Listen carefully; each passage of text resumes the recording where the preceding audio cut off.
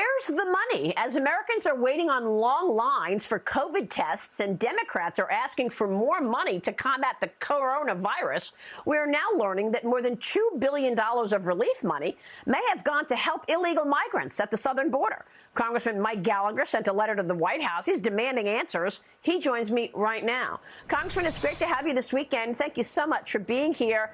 What happened? We were expecting the money to go for testing. Is that why we've got snake lines all around the country waiting on tests? Because the money was not allocated properly. Well, I think all Americans saw those images, and you can't help but be reminded of gas lines under Jimmy Carter. Only this time it's COVID testing lines.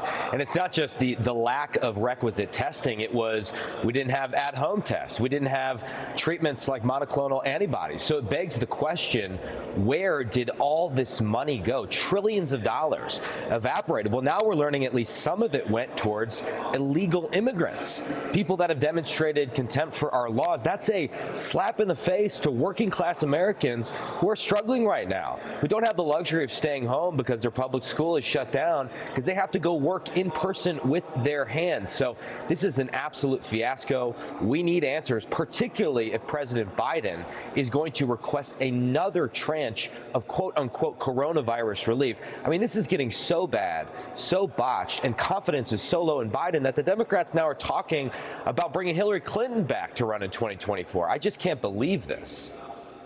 Well, I mean, the lawlessness and the lies seem to know no bounds.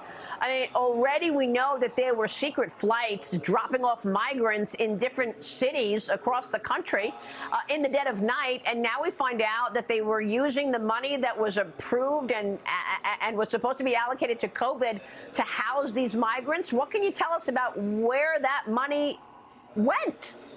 Well, what we've asked the administration is just simple questions. Where did it go? How many tests could have been purchased with the billions of dollars that instead went towards illegal immigrants? And again, you got to look at this in the context of what did this administration do in their very first week in office? Well, they started opening up the border. They started reversing the Trump administration's common sense policies like the Remain in Mexico policy, tearing up these common sense agreements with Central American countries so we could process and adjudicate asylum claims there as opposed to waiting for people to wash up on our southern border.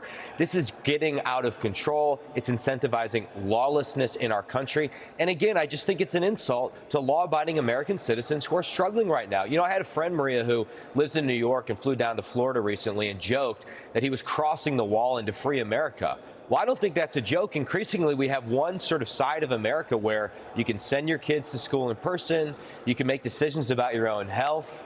But we have another America led by the lockdown left where you need to get a permission slip from Anthony Fauci to do any of those things. It's absolute insanity. It's a waste of our money.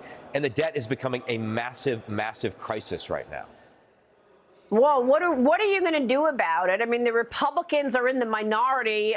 For those of us counting, you've got 297 days left until the November 8th midterm elections. What can you do in the interim?